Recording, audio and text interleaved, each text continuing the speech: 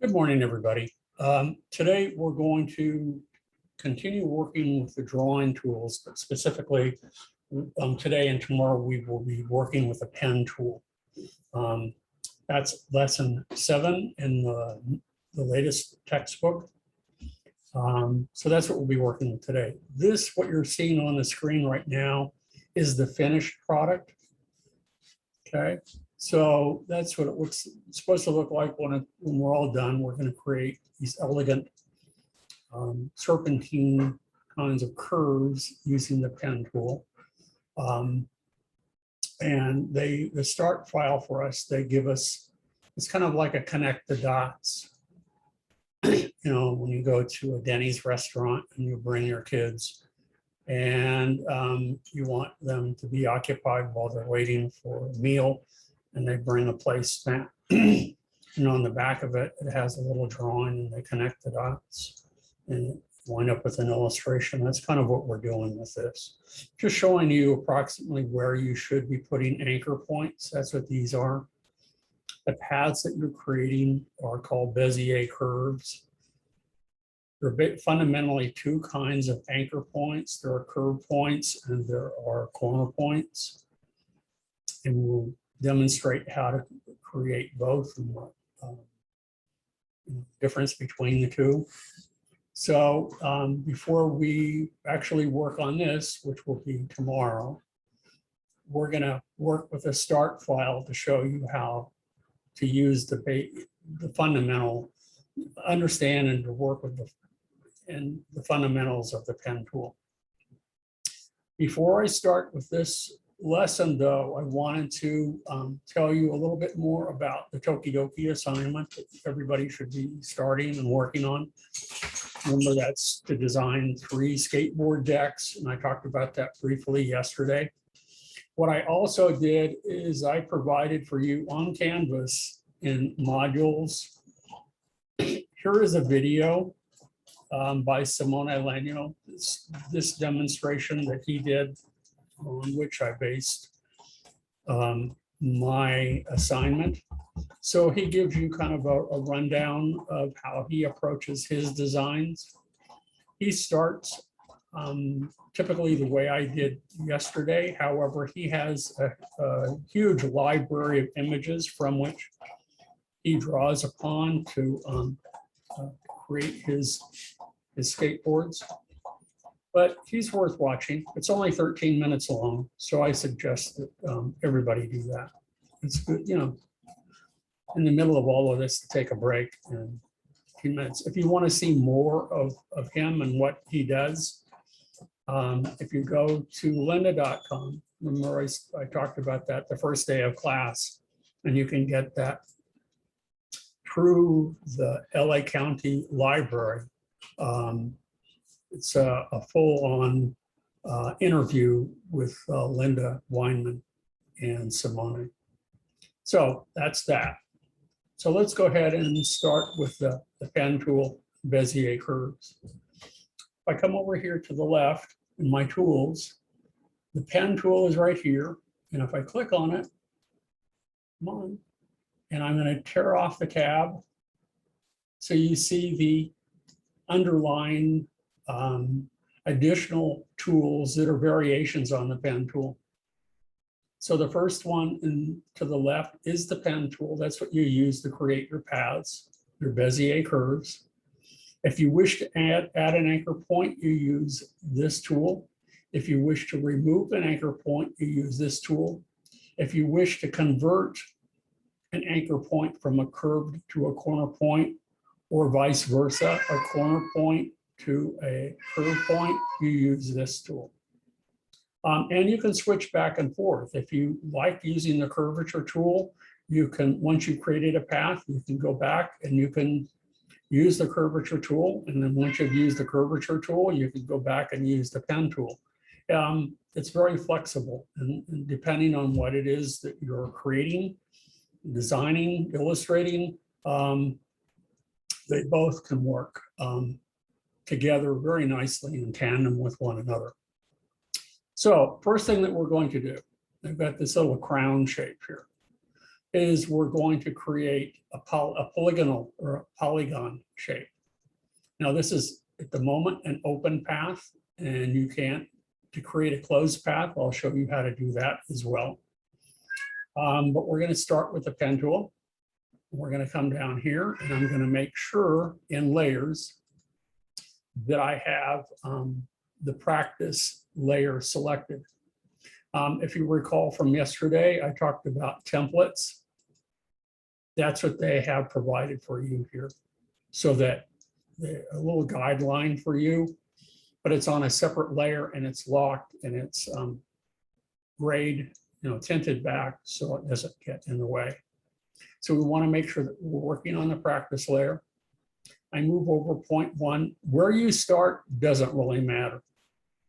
As long as you work in a clockwise or counterclockwise fashion. You can't jump from 1 to 5 to go back to 2 and then 3, and then it doesn't work that way. You have to go in a continuous fashion, either clockwise or counterclockwise. So I'm going to start with 0.1 and click, and I'm going to move my mouse. So that's a simple click, the left mouse button. And you'll notice that it shows me where that path is going to go. So I just simply go to the 0.2 and click. And now I can go to 0.3 and click. And go to 0.4 and click. Go to 0.5 and click. Go to 0.6 and click. Go to 0.7 and click. Now this is an open path. If I wanted to start another shape, I need to complete this path. And that can be done one of two ways. I can either go back to my selection tool, and that will allow me to deselect. You'll also notice that it has covered up part of this because remember, the default is white fill, black stroke. So if I want to see the underlying template, I just temporarily turn off the fill. And you can see that like so. Now, if I wanted to continue this path and to create a closed path, because you'll notice the stroke only is applied to the areas that I've created. But if I want to complete this, I can go back to the pen tool, and I can go back here to this endpoint and click, and notice that it will allow me to continue along that path. And then when I want to create a closed path, if you'll notice the little pen nib in the lower right-hand corner, there is a little circle, and that tells me that I am closing the path. So now it's a closed shape, and I can automatically, with it, once you've completed any closed shape, you can go and start a new path. You don't have to end it. Again, another way to end the path so you can move on to another is to hold down the command key, or on the PC, the control key, and click, and that ends it. Now you can move on. So either way, if you forget using the control key, just go up to the selection tool and that will end the path. And if you want to start it up again, select the pen tool, move over the last point that you created and click and drag and continue. So this is the simplest path. You notice that they're all sharp angles. So all of these are corner points. If you wish to make a closed path and you want to be assured that the lines are perfectly vertical, horizontal, or at a 45-degree angle, then this is what we're doing here. Okay, so to do that, you click, and as I move this up, I hold down the Shift key, and that's true for either the Mac or the PC. And notice that it locks it into place at a vertical, a 45-degree angle, or a horizontal. So that's how that works.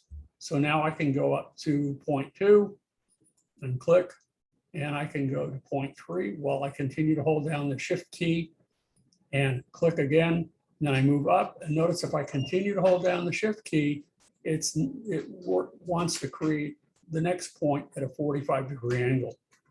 So I'm going to let go of the Shift key and move down to 0.4. Click, move to 0.5, click, hold down the shift key, and then move to 0.6. Continue to hold down the shift key, go to 0.7, and then come back.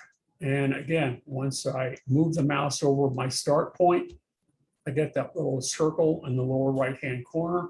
And as soon as I click, it creates a closed path. Now you can fill that closed path with a color, with a pattern, with a gradient, whatever you want. You can always move these anchor points later, which is what we will also be doing. And as I mentioned, that if you want to fill an open path, again, you need to select it. And you'll notice that where it's open, there will be no stroke. So if you plan on covering it up with another shape, not a problem. If you click over here in the appearance panel, the properties, and if I wanted to fill it with red, I can do so. And notice how it fills. If I were to use the direct selection tool, I come back here and move any one of these. Oh, come on. There we go. Move any one of these anchor points. Notice how the fill works. Even though we don't have a closed path, it wants to assign a fill based on the opening or the start and the end path or end point. So that's how that works. So if you're not careful, you can get some strange looking fill shapes if you want. I prefer working with closed paths. It's a little bit easier for me to visualize what's going to go on. And then if I need to change it later, then that's what I do. Okie doke. So I'm going to go back to no fill. And then we'll move on to number 3. So let's close that. So we're going to move on to the next one. So the next one is a little bit more difficult. Okay. Here we have a curved path now. So how do you create a curved path? It's rather than just click and move the mouse and click, what you do now is imagine, if you would, that you're in the car and you're driving and you're looking at the map, hopefully not at the same time, but the map indicates that the road curves ahead or goes straight. That will determine how you use the tool. So what I want to do now is I know my road is going to be curved ahead. So what I do is I click and I drag and I bring out. What that does is that allows me, whoops, I didn't do that right. I need to make sure that I have the pen tool. There we go. So now what I want to do is I want to click and drag, and it pulls out the direction handles. That enables me to create a curved path. And I want it to pull it out about the height of the curve that I'm going to create. It could be a little bit more, it could be a little bit less, but notice that as I move the mouse now to move to my next point, that it's already curving in that direction. Okay.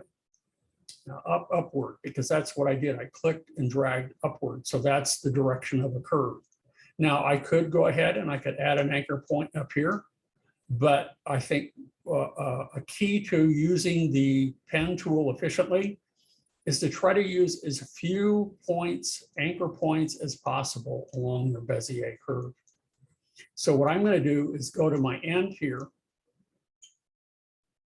and click and drag until it matches that curve. And you'll notice that it's considerably higher than this one. So I needed to pull that up a little bit more. So very often you'll need to make adjustments afterwards. So I'm going to go ahead and end the path like so. I'm going to use the direct selection tool to click on that anchor point. And now I can click on the direction handle and pull it upward until it matches the underlying path. That's the goal. And then maybe this one I pull down just a little bit until I get a perfect kind of horseshoe shape. Okay. So now I can deselect and we can start the other one. And you can go in either direction. I said you can go from clockwise or counterclockwise, left to right, right to left, and that's what we're doing here. So I'm going to go ahead and select the pen tool, click and drag and pull it up a little bit more and move over and click and drag. And now that from my experience with the first path, I can do that. And notice again how it wants to continue to make a, if I move the mouse, it wants to continue the Bezier curve, that path. And depending on where the mouse is, will determine what kind of curve it wants to make, okay? So it's gonna show you whether you make a tight curve, a nice smooth curve, whatever. This is a relatively new addition where you actually see in advance the kind of path that you're going to make, which is really very nice. So I want to end this, I'm done. It's an open path, hold down the Command or Control key and click, and I'm done. So that's the first step in creating curve paths. The next one, which is a little bit more complicated, is a sine wave. Okay. And again, using the principle that I just described, trying to use as few points and anchor points as possible. Notice at the start where they have placed anchor points. This is where the path changes direction. Yeah, again, using the metaphor of driving again and looking at a map, that it is, if I know that this is going to be curved and I know that I need to turn my steering wheel, that it's going to continue to curve. And unless I change the direction of the path here, I would continue to make a curve all the way around where I started. So using this principle or this example of a sine wave, you can see that we're going to the right. And at this point right here is where we change direction and we're going to go in the opposite direction. And likewise here and here. And then remember, you can always go back. You can move anchor points and you can, I usually do that first to get them in the proper location. And then with the direction handles, then adjust that, fine tune it afterwards. So let's give this a whirl up here and we'll give this a try. So I'm going to use the pen tool. I'm going to click and drag like so to pull out the direction handles, or I call them tangent handles. And now I click and I drag until it somewhat matches. And you'll notice that I have a little bit of a problem. I pulled it up too far, but I'll come back later and I'll fix that. And now I'll click and I'll drag again and I'll pull it upward. Now that matches pretty nicely. I'll click down here and until that matches. Click and drag again upward. And then I'll come back here and I'll click and drag down here until it matches that underlying path. And once again, to end the path, I either click on the selection tool or hold down the Command or Control key to end the path. And then I come back with my direct selection tool to be able to select individual anchor points. And then when I do, I can either move the anchor point first, make sure that it's aligned the way I want it. And then I can come back, see, maybe I need to move this one a little bit over. It might be snapping to point. So what I need to do is go to View, and let's see if we have here. We have Smart Guides, Show Grid. No, Snap to Point is turned off. So I'm going to zoom in a little bit so maybe we can see this a little bit better. Then it might be a little bit easier. There we go. So we can do that. But notice how it affects the curve here. So when I do that, I need to come back here and maybe pull on this side, because this direction handle controls the path from this anchor point to midpoint. And this anchor point controls the path from the anchor point to this midpoint, and then vice versa. On the other side, this direction handle controls the point from here to here, and so on and so forth. So now I can click here and I can pull that down, and it, it takes a little bit of work. Also notice that by default, these direction handles are linked together, kind of like a teeter-totter. You pull on one side and it pulls it up, the other side goes down. Well, we can modify that. we can change that, and that's what we're going to do next. Okay, so the next one, I click on this anchor point and I pull this one down until you get, you massage it until you get it to fit. Sometimes, the more you use it, more practice that you have and you begin to master it, the better you'll get. Okay, and you get these nice, smooth paths. For many, many years, the pen tool was the core of Adobe Illustrator. You absolutely had to master this tool in order to effectively use Adobe Illustrator. As I mentioned in previous lessons, that, for example, with the introduction of the shape builder tool, in addition to the width tool and some other tools, it made this less important. But I still think, maybe it's because I've used this program for so long, that it's best to really master this tool and to use it well, so that when you come upon any situation that you can handle it. And as I said, I can go back here, and if I want, I can use the curvature tool, or I can come back and I can add a point. So if I come back and I click on here, notice that these are curve points. And again, if I wanted this to be a sharp point, I double click. That turned it back into a curve point. But no, it's back to a corner point. And if I want it back to a curve point, double click again. But notice how it's affecting it. So, you can arrive at some interesting results.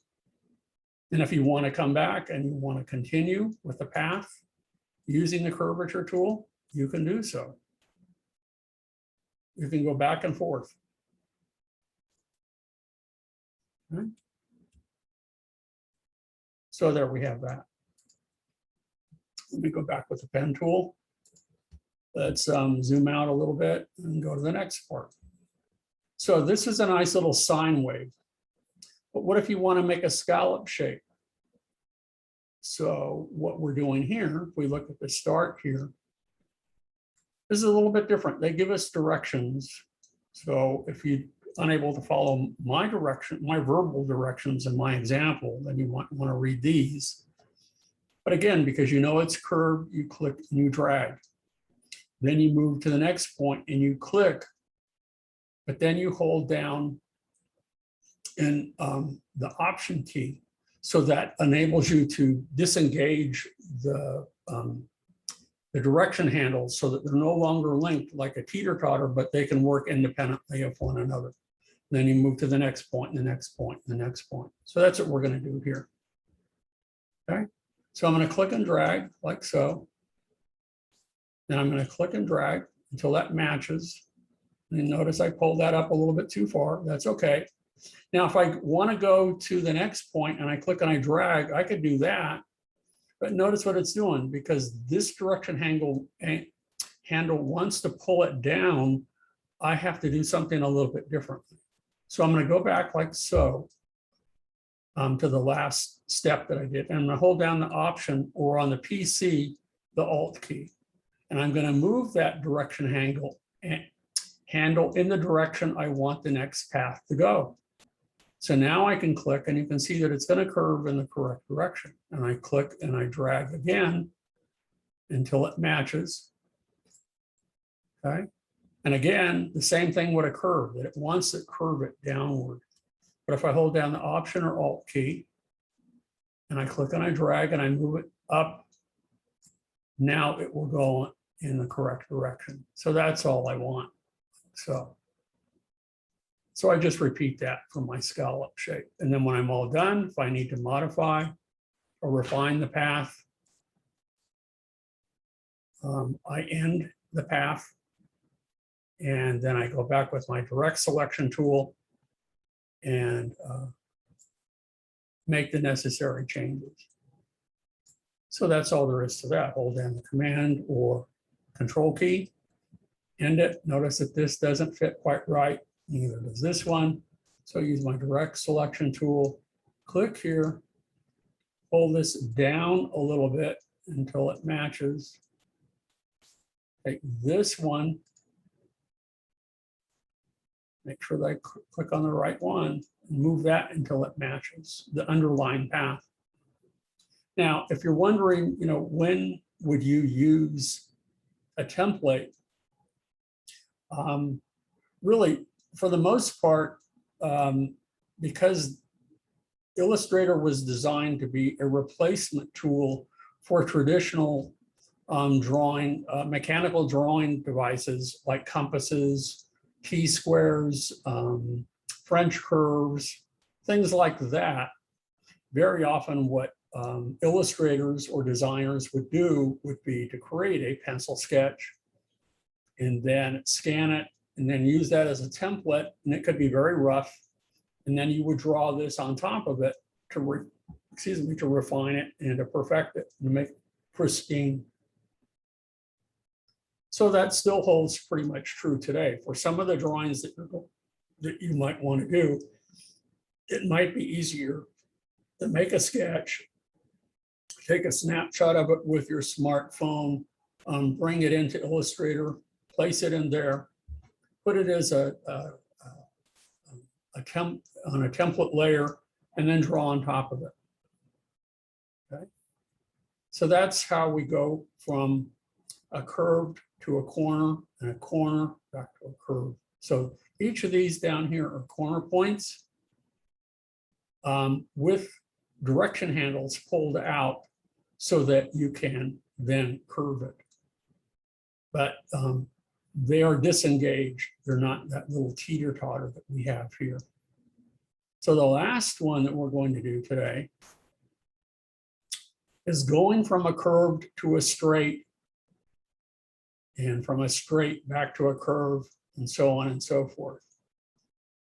So again, this is similar to what we did a moment ago with a slight variation.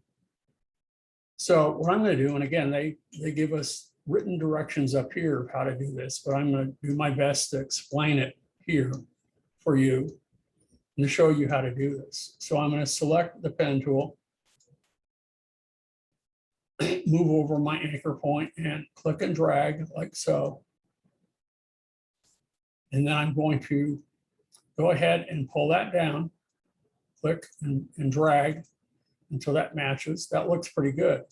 But now I need to get rid of this direction handle, the one that's down here. So what I do is I hold down the Option or Alt key, depending on whether you're working on the PC or the Mac. And then I move over the anchor point with my mouse and I click, and it removes that. So now I create a straight line. And now I can move to my next anchor point and click. And I hold down the Option key and I click and I drag and I pull out a direction handle. So now I can move to the next point and click and drag so that that is no longer straight, but curved. Now I repeat and I do the same thing. Hold down the Option or Alt key and I click on the anchor point and move to the next and click. And then I hold down the Option or Alt key and I click and I drag to pull it in the right direction. And I move over the next to the next anchor point where I want it to be, and I click and I drag. I'm going to go ahead and finish it off like I did before. And you'll notice that I need to make some adjustments here. So let's go ahead and use the direct selection tool. Click over the anchor point and move it up. And I'm going to zoom in a little bit because it's kind of working herky-jerky for me. So since I'm working with my my laptop, I can use the touchpad to increase and zoom in, or I can hit Command+. But again, here's where it requires a little bit of finessing. So by using the direct selection tool, I can click over the anchor point, click, move it in position. But notice how now that's where I wanted that anchor point to be, but now it significantly affects the curvature down here. So now I can click on here and move it into position. Now I need to take this one and move it into position until I get a nice smooth curve underneath. And again, you just start from beginning and go to the, across the whole thing until you get it to match the way it's supposed to in a nice clean fashion. Now, we will touch upon this more tomorrow, but what you can do is you can add anchor points and you can remove anchor points. Now, if I want to add an anchor point, I simply select this tool here, and I click anywhere on the path between existing anchor points. And then I can go ahead with my direct selection tool and I can click and I can drag like so. So that allows me to add.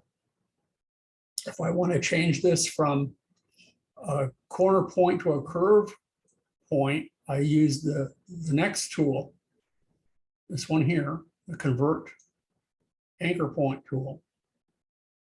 And I click over the anchor point and I drag.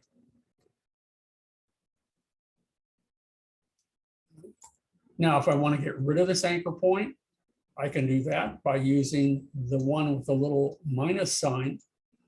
And it's important to note that when you remove anchor points, what it does is it takes these two and it will create the shortest distance between the two, which is a straight line. Okay. Now, if I wanted this to go from a corner point back to a curve point, I could do that as well. Or if I wanted this to be a corner point, let's pick this one and select this and see what happens. There you go. See what it does? It takes that curve away. So these Bezier curves are infinitely adjustable. You can create some very complex compound paths, curves, doing this, and that's what we're going to do tomorrow. We're going to work on here. This is, again, the end file to create the swan. Now, they have created parts of it for us. So let's go back to the start. And to see what they have done for us, it's important that you bring up layers. Okay. And they already created the wing for us. So you don't have to worry about that. It's just the overall shape. And they also created the head. So we have that. And where you're supposed to work is the artwork. And again, to show us where we're supposed to create anchor points, they have created a template for us. And a template doesn't have to be the bottom layer. It can be on any layer. Now, when we're done, you'll notice that they already created a nice gradient background for us. And next week, that's what we're going to focus on, our colors, gradients, and that sort of thing, to really dress up an illustration. Okie doke.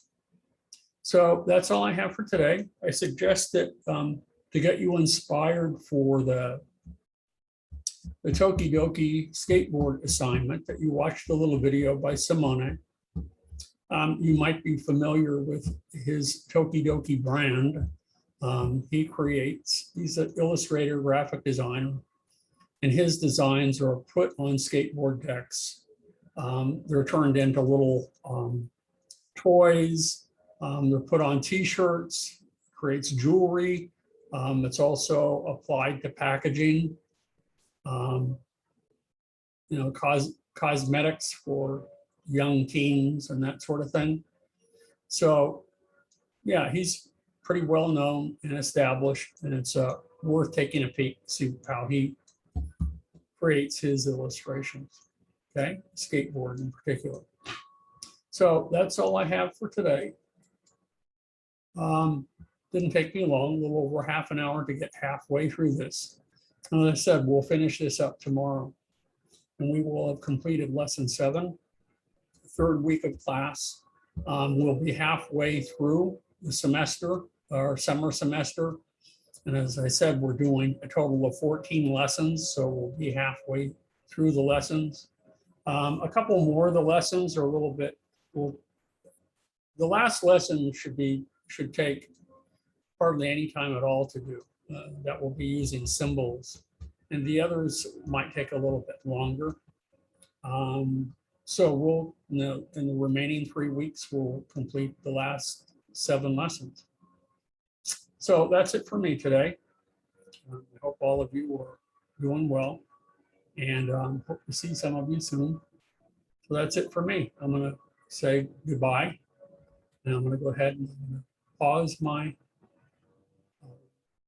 recording, and I'll post it within an hour or so. Okay. Good luck, and talk to all of you soon. Bye-bye.